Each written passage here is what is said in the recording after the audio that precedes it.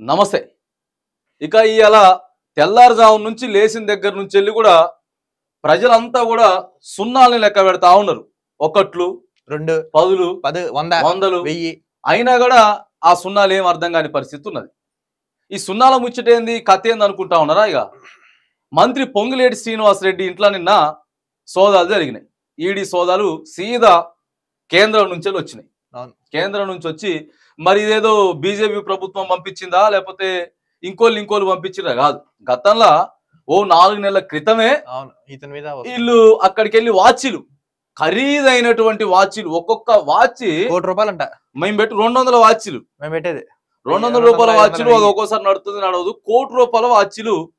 ఇదే ముచ్చటో అర్థం కాక అప్పటి నుంచి వెళ్ళి కొద్దిగా ఈడీ ఫోకస్ పెట్టింది. అరే ఆడికెళ్ళి ₹1,00,00,000 వాచీలు తీసుకొస్తా ఉన్నారు. ఏంటంటే ఇక మొత్తం నిన్న ఒకసారి తీసుకుంటే మిషన్లు పట్టుకొని పోయారు. మొత్తం కౌంటింగ్ మిషన్లు పట్టుకొని ఆయన ఇళ్ళగా పోయి లెక్క పెట్టి ఇవాళ తెల్లారుజామునికి కూడా ఇంకా కాలే పరిస్థితి. ఏడైతాయి సున్నాలు లెక్క పెట్టడానికే అర్థం కాని పరిస్థితి ఉంటే డబ్బులు ఏ రేంజ్ లో ఉండాలి, బంగారం ఎలా ఉండాలి, ఇక ప్రాపర్టీ ఇంకా అన్ని ఉంటాయి కదా రకరకాలుగా. మరి ఎట్లా కష్టపడి సంపాదించిందని చెప్తా ఉన్నారు. అదేదో మాకు చెప్పచ్చు కదా, మేము కష్టపడి మనం కూడా సంపాదించుకుంటాం కదా. సంపాదించుకొని కొద్ది గొప్ప మేము కూడా సంపాదించుకుంటాం. మరి ఈ సంపాదన ఏంది? ఓ 4-5 పెట్టుకొని మా సారు ఓ 4-5 లక్షలు జీతాలు ఇవ్వాలి, ఆఫీసును నడిపేయాలంటే అసలు ఇక అది మామూలుగా కాదు, తల కిందులు అవుతున్నాయి. మరి ఆ సంపాదన ఏందో చెప్తే మేము కూడా కనీసం ఇవన్నీ కాకపోయినా ఓ 1-2 కోట్లు సంపాదించుకుంటాం. చెప్పాలా ప్రభుత్వంలో పెద్దలు చెప్పాల్సిన పరిస్థితి ఉన్నది. మళ్ళీ ఏం చెప్తారు తెలుసా వీళ్ళు ప్రెస్ మీట్ల ముందుకు వచ్చి, మేము ఏమి రాజకీయ నాయకులు అంటే సరే అవినీతి చేస్తారు, కొద్ది గొప్ప సంపాదించుకుంటారు అనుకుంటాం కానీ ఇదేంది ఇదా మరి చూడండి. అసలు సున్నాలు చూడండి, 100, 10, 100, 1000, 10,000, 1,00,000, 10 లక్షలు, కోటి, ఏంటి సున్నాలు? అక్షరాల 650 కోట్లటండి. టీడీఎస్ కుంభకోణంలో మంత్రి పొంగులేటి ఫ్యామిలీ బోగస్ కంపెనీలతో టీడీఎస్ లో అవకతవకలు, ఈడీ ఎంట్రీతో బయటపడ్డటువంటి సంచలన నిజాలు. మొత్తం పొంగులేటి ఇండ్లలో ఈడీ సోదాలు. హైదరాబాద్, ఖమ్మంతో సహా ఏకకాలంలో 15 చోట్ల 16 బృందాలు రైడ్స్. శుక్రవారం ఉదయం నుంచి అర్ధరాత్రి దాకా సోదాలు. పొంగులేటి ఇంట్లోకి డబ్బులు ఎక్కించే మిషన్లు, 650 కోట్ల అవకతవకలపై ఈడీ ఫోకస్ పెట్టిందట. చూడండి, ఇక మొత్తం అక్షరాల 650 కోట్ల రూపాయలు స్కామ్ జరిగింది. ఓన్లీ టీడీఎస్ కుంభకోణం ఇది. ఓన్లీ టీడీఎస్ కుంభకోణంలో జరిగింది. ఇగో ఆయన చూడండి ఒకసారి 9 నెలలు ఎంత సంపాదించిండు చూడండి. అక్షరాల 1,300 కోట్లు, 1,300 కోట్లట 9 నెలల్లోనే. ప్రభుత్వం అసలు వచ్చిందో రాలేదో తెలియదు. ఇది టీడీఎస్ కుంభకోణం. అది ఇది కాకుండా మినహా సెపరేట్ ఇది. 1300 కాలంలో అన్ని వందల కోట్లు ఎట్లు వచ్చినాయి. మంత్రి ఆస్తులపై ఈడీ ఫోకస్ దేనికి సంకేతం పెట్టింది? బరాబరు పెడుతుంది. ఎందుకంటే ఆయన దగ్గర అదే ఆ రేంజ్ లోనే ఉన్నాయి. అంతే అన్నారు కదా, ప్రభుత్వాన్ని మొత్తాన్ని కూడా నడిపించేటటువంటి కొనేటటువంటి పరిస్థితి మొత్తం పొంగులేటి శ్రీనివాసరెడ్డిదే అని చెప్పి ఇదే చెప్పుకుంటూ వచ్చిర్రు. చెప్పుకుంటూ ఏమైంది మొత్తం ఫోకస్ పెట్టి అసలు ఈ ఏడుకొత్త నేను ఇంత పైసలు ఏడు నుంచి వచ్చినాయి. అసలు అది ఇంతలా ఎవరి సొమ్ము ఇదంతా? ఈ సొమ్ము అంతా ఎవరిది? ప్రజల సొమ్ము ఇదంతా కూడా. ప్రజలారా, మన సొమ్ము, మనం కట్టే ఉప్పు, పప్పు, మిరపకాయల మీద వచ్చే ట్యాక్స్ వచ్చే సొమ్ము. 9 నెలలలో ఒక మంత్రి 13,000 కోట్లు సంపాదిస్తే మరి ముఖ్యమంత్రి గారు ఎంత సంపాదించాలి? ముఖ్యమంత్రి గారు ఎంత సంపాదించాలి? నెంబర్ 1 పొజిషన్ లో ఉన్నటువంటి ముఖ్యమంత్రి గారు ఎంత సంపాదించాలి? ఒక మంత్రి ఈ రేంజ్ లో సంపాదిస్తే ముఖ్యమంత్రి గారు ఏ రేంజ్ లో సంపాదించాలి? వామ్మ ఇన్ని పైసలు, ఇదేం కథ అసలు? కాంగ్రెస్ స్కామ్ గ్రెస్ ఇది. ప్రజలు గుండెలో బాదుకుంటా ఉన్నారు. ఏమన్నా ఇచ్చిరా? ఈ మొన్న ఖమ్మంలో వరదలు వచ్చినాయి కదా, ఆ ఖమ్మం మొత్తానికి కూడా దీంట్లో ఒక 1% ఇచ్చినా కూడా సెట్ అవుతుంది, ప్రశాంతంగా ఉండేటోళ్ళు. మళ్ళీ వీళ్ళేమో పెద్ద పెద్ద మాటలు, పెద్ద పెద్ద ముచ్చట్లు చెప్పి చూడండి. ఇక తెలంగాణ కాంగ్రెస్ అధికారంలోకి వచ్చి 9 నెలలు దాటి 10వ నెలలు వస్తుంది. ఇది 6 గ్యారెంటీల అమలు సంగతి ఏమో గానీ అధికార పార్టీ నేతలు, మంత్రుల ఆస్తులు మాత్రం అమాంతం పెరిగిపోతున్నాయి. ముఖ్యమైన మంత్రుల్లో ఒకరైన పొంగులేటి శ్రీనివాసరెడ్డి కుటుంబం గడిచిన 9 నెలల సమయంలోనే దాదాపు 1,300 కోట్లు సంపాదించిందని సోషల్ మీడియాలో జోరుగా చర్చ జరుగుతోంది. గాంధీ భవన్ వర్గాల్లో కూడా బాగానే వెనకేసుకుంటున్నారని గుసగుసలు వినిపిస్తున్నాయి. ఇప్పుడు 9 నెలల కంటే ఒక 1,500 కోట్లు సంవత్సరానికి. మరి ఇక 5 సంవత్సరాలకి 5 సంవత్సరం కంటే 70 ఎంత కావాలా? 8,000 కోట్లు. ఫస్ట్ సంవత్సరమే ఎంత ఉంటే 2వ సంవత్సరం ఇది డబుల్ అయింది, 8,000 కోట్లు. 3వ సంవత్సరం తిబులైంది. ఇంకా అలా పెరుగుతూ ఉంటుంది కానీ సంఖ్య. వామ్మో, ఇక ఏడు చూడండి. ఇక అసలైన చర్చ ఇంకోటి చూడండి. అక్షరాల 1,50,000 కోట్లు అంట చూడండి. మూసీ సుందరీకరణకు సర్కార్ అంచనా 15,000 కోట్లు. సారీ, 1,50,000 కోట్లు. గత ప్రభుత్వంలో 16,000 కోట్ల బడ్జెట్. ఈ ప్రభుత్వం 1,00,000 కోట్లకు పైగా అంచనా వ్యయం. రేవంత్ సర్కార్ ప్రకటనలపై పలు అనుమానాలు. ఇంత భారీ వ్యత్యాసం ఎందుకన్నటువంటి సందేహాలు. అసలు డిపిఆర్ఏ లేకుండా ఎలా ప్రకటిస్తారు? విమర్శలకు పదును పెడుతున్నటువంటి ప్రతిపక్షాలు. చూడండి, డిపిఆర్ లేదట, డీటెయిల్ ప్రాజెక్ట్ రిపోర్ట్. డిపిఆర్ లేదు. తర్వాత భారీ వ్యత్యాసం పెరిగింది. గత ప్రభుత్వంలో చూడండి 16,000 కోట్ల బడ్జెట్ అయితే ఇప్పుడు ఇంత ఎలా 1,50,000 కోట్లు అని చెప్పేసి అన్నది. చూడండి. ఇప్పుడు మేడిగడ్డ మీద దానికి డిపిఆర్ ఉంది. అంచనాలు అప్పుడప్పుడు పెరిగినాయి. ఒక 5,000 కోట్లు 10,000 కోట్లు వచ్చినాయి. అవును. సరే, దాన్ని ఎందుకు పెంచారు? అంచనాలు ఎందుకు పెంచాల్సి వచ్చింది? అప్పుడంటే 10 ఏళ్ళు ప్రభుత్వం, అంటే 6 నెలల తర్వాత దాని కాస్ట్ పెరుగుతుంది, కూలీల రేట్లు పెరుగుతాయి, సిమెంట్ రేటు పెరుగుతుంది, ఐరన్ రేటు పెరుగుతుంది. ఇప్పుడు అంచనా వేసిన 1,600 కోట్లేడా, 1,50,000 కోట్లేడా? Almost double triple. మరి దేనికి ఎంత అంచనాలు పెంచుతున్నట్టు? అంచనా పెరిగిందంటే అక్కడ స్కామ్ జరుగుతున్నట్టు. అంచనా పెరిగిందంటే పైసలు వెనకేసుకుంటున్నట్టే. స్కామ్ జరిగినట్టు అక్కడ. వామ్మో, గొప్ప మూసీ కోసం ఏడ పైసలు ఏడా నాకు అర్థం కాదు. మూసీ కోసం ఇంత బడ్జెట్ పెట్టారు. 1,50,000 కోట్లు అంటే హైదరాబాద్ ని మొత్తాన్ని కూడా మళ్ళొక వేరే అసలు ఓ రేంజ్ లో అద్దంలో పెట్టి చూపించచ్చు, మహానగరం ఇంకా చూపించచ్చు. దానికి అంటే ఇప్పుడు ఒకదాని తర్వాత ఒకటి బయటపడుతుంది అన్నట్టు. మరి ఎందుకంటే ఈడ పడుతుంది కదా. అరే 13,100 కోట్లు సంపాదించిన పొంగులేటి శ్రీనివాసరెడ్డి గారు. ఆ తర్వాత మరి అక్షరాల 650 కోట్ల స్కామ్ టీడీఎస్ లో జరిగింది. ఇన్ని జరిగినా కూడా ఖరీదైనటువంటి వాచ్లు అటండి బాబు. ₹1 కోటి వాచ్ ఏమంటున్నా వాచ్లు అసలు ₹1 కోటి నుంచి పొంగులేటి శ్రీనివాసరెడ్డి గారి కుమారుడు రాఘవ కన్స్ట్రక్షన్స్, రాఘవ కన్స్ట్రక్షన్ మొత్తం ఆయనే చూసుకుంటాడు. ఆడికెళ్ళి తీసుకొచ్చిరట. మార్చిలో ఆయన ఆడ పట్టుకున్నారు. ఇదేం వాచ్లే, వాళ్ళే బెత్తర పోయారట. ఇదేం వాచ్లే బాబు, వాచ్ అంటూ 5,000 10,000 ఉంటది కదా, 5,000 కూడా ఎక్కువే. ఇదేం వాచ్ అని చెప్పేసి ఇప్పుడు కల్వకుంట్ల కవిత ఉన్నది, ఎమ్మెల్సీ. 100 కోట్లు స్కామ్ ఆరోపణలు వచ్చాయి. ఇంకా అంతే. 100 కోట్లు స్కామ్ చేసిందని చెప్పి అవును 6 నెలలు నూకిరు లోపలికి. బీహార్ జైల్లో పెట్టింది రావని. ఏ జైల్లో పెట్టారు? బీహార్ జైల్లో పెట్టి ఆ తర్వాత ఇక రచ్చ రచ్చ చేశారు. మరి 100 కోట్లు ఆమె లిక్కర్ స్కామ్లు చేసిందని అంటే మరి ఇన్ని 100 కోట్లకి ఏం చేయాలి? ఇన్ని 100 కోట్ల స్కామ్ కి ఏం చేయాలి? ఇప్పుడు ఎందుకో మరి ఈడి ఇప్పుడు కూడా వచ్చింది కదా, మరి ఎందుకో బాగా చేసి చూపిస్తలేరు. అంతే కదా, ఆమెదేమో అట్ట చూపించారు. మరి ఎవరు తప్పు చేస్తే ఎవరైనా తప్పే కదా. అవును.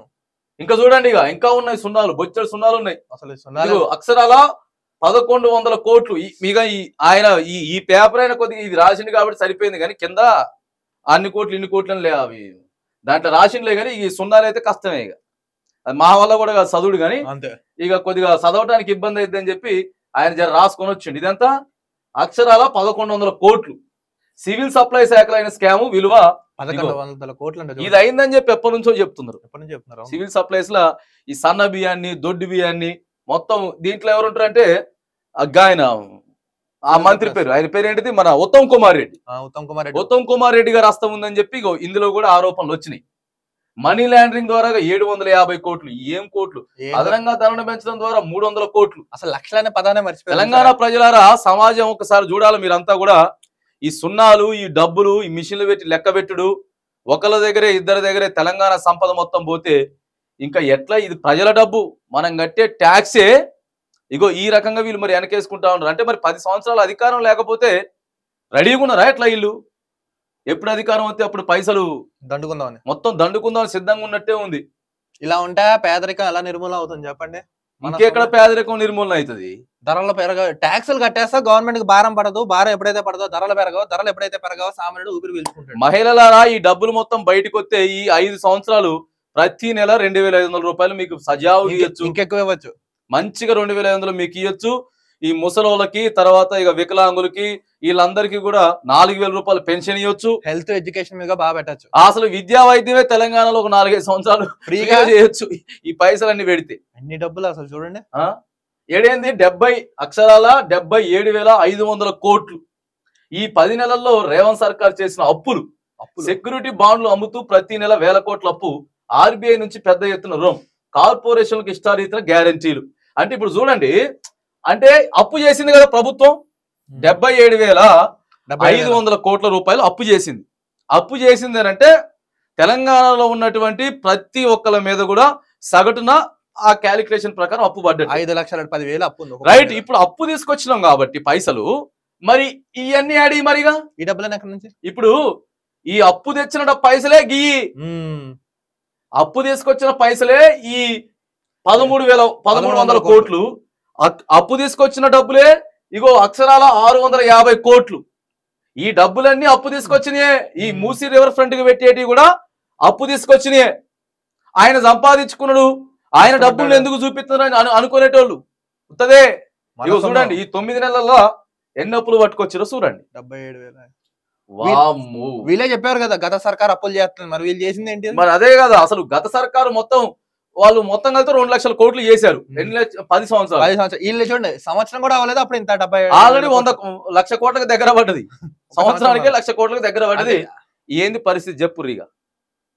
తెలంగాణ ప్రజలు ఒకసారి ఆలోచన చేయాలి. ప్రజలు కూడా చైతన్యం పొందాలి. ఉచిత పథకాలకు వెళ్ళడం వల్ల ఇవన్నీ మిస్యూజ్. ఇంకోటి చూడు, అక్షరాల 10,000 కోట్లు ఫ్యూచర్ సిటీ పేరుతో చేద్దాం అనుకుంటున్న దందా విలువ ఏడొక అక్షరాల 10,000 కోట్లు. ఏడొక 10,000 కోట్లు. ఇగో ఏడేమో 1,100 కోట్లు.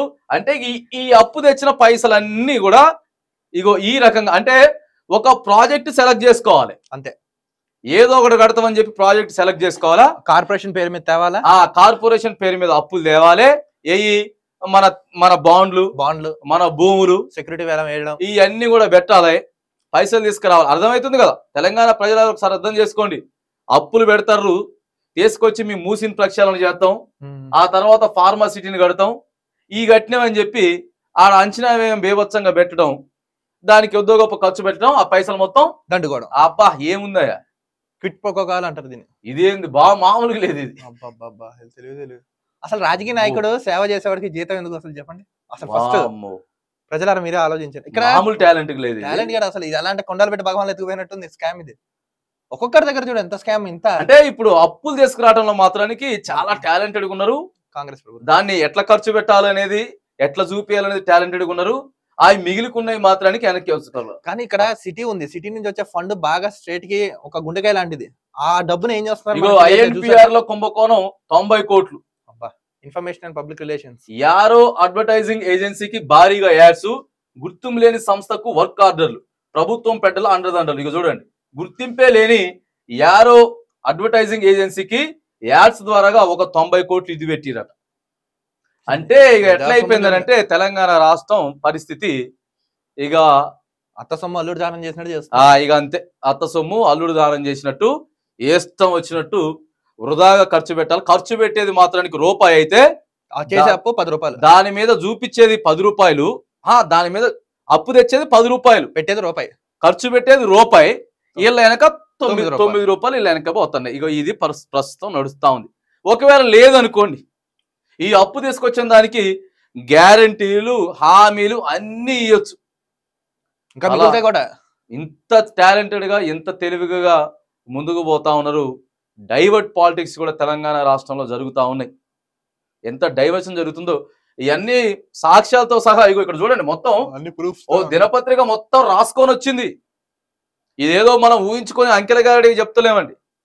ఈడీఏ వచ్చి మిషన్లు పట్టుకొని పోయి, కౌంటింగ్ మిషన్లు పట్టుకొని పోయి పొంగులేటి శ్రీనివాసరెడ్డి గారి ఇంట్లో డైరెక్ట్ ఇక నిన్న సోదాలు చేస్తా ఉంటే ఇగో ఇవన్నీ కూడా కనపడతా ఉన్నాయి. తీగ పట్టుకుంటే డొంక కదిలినట్టు మొత్తం విషయాలు బయట కనపడతా ఉన్నాయి. తెలంగాణ ప్రజలారా ఒక్కసారి మీరంతా కూడా ప్రశ్నించాల్సినటువంటి మరి సమయం అయితే ఆసన్నమైంది. ఎందుకంటే చూడండి, మీ కళ్ళ ముందే ఎన్ని అప్పులు తెచ్చారో కూడా కనబడుతూనే ఉన్నది. 1,00,000 కోట్లు దాటేసింది ఆల్మోస్ట్. ఇప్పటి వరకు 77,500 కోట్ల రూపాయలని టీటీగా, అంటే 1,00,000 కోట్లకు దగ్గర పడ్డది.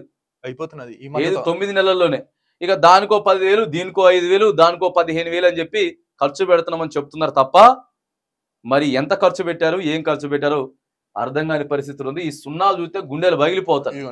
1,50,000 కోట్లు. వామ్మో, ఏం సున్నాలు, ఇదేం కథ. ఇది లెక్క పెట్టుకుంటారండి ప్రజలు. పొద్దుగా లేచిన కాంచెలు ఈ లెక్క పెడతారు.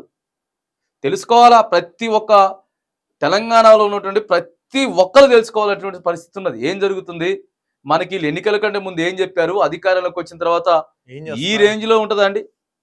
ఈ రేంజ్ లో ఉన్నది తెలంగాణ సమాజం యావత్తు కూడా ఒకసారి మరి కళ్ళు తెరిచి చూడాల్సినటువంటి పరిస్థితి అయితే ఇగో రాష్ట్రంలో కనబడతా ఉన్నది.